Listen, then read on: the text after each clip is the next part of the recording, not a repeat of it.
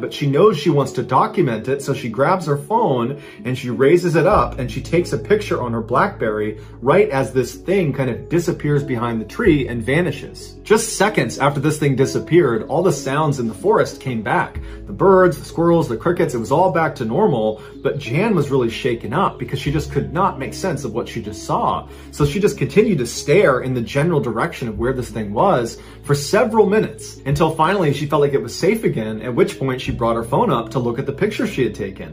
When she looked at it, it looked like a blurry mess, and so she thought, oh, I blew it, I put my hand over it, or my hair got in the way of it, or something. But at the same time, she's thinking to herself, but my hair didn't get in the way of it, and I very clearly held it out in front of me and know that I was looking at my phone when I took it, and I had a clear shot of this thing, so I don't really understand how this photo got so messed up. But after looking at the picture for a little while, she started to kind of laugh at herself, the idea that she'd just seen a saran wrap person running through the treetops. She just felt like that didn't happen. It must have been in my head, and as for this picture, I probably just blocked the lens, and that's it. That night, when Jan got back to her house, she did not tell her husband Bruce about what happened to her in the tree stand because, again, she's telling herself it was all in her head. They have dinner, they clean up, they sit down in the living room, and they're both on their phones, and they're just kind of scrolling through the internet and their emails.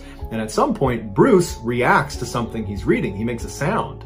And Jan hears him and says, oh, what are you looking at? And he said, I just got a really interesting email from our nephew, the one that goes to school down the road.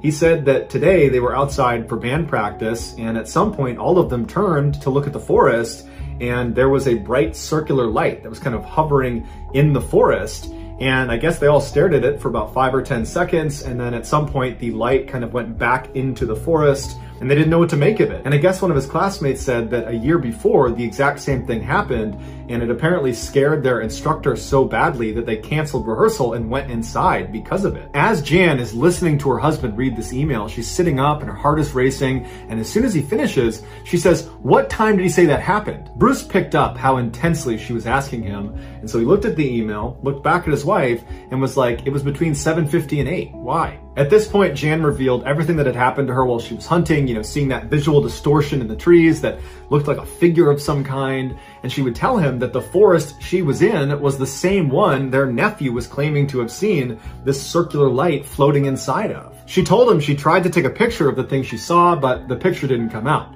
But her husband, who is an optical physicist and therefore an expert at analyzing a picture, said, here, let me take a look at it. As soon as he looked at the image, the first thing he asked her was, well, did your hair get in front of the lens? And she said, no, I was holding it about a foot away from my head and my hair was in a ponytail and a ball cap, so that can't be my hair. And so he looked at it again and he asked her,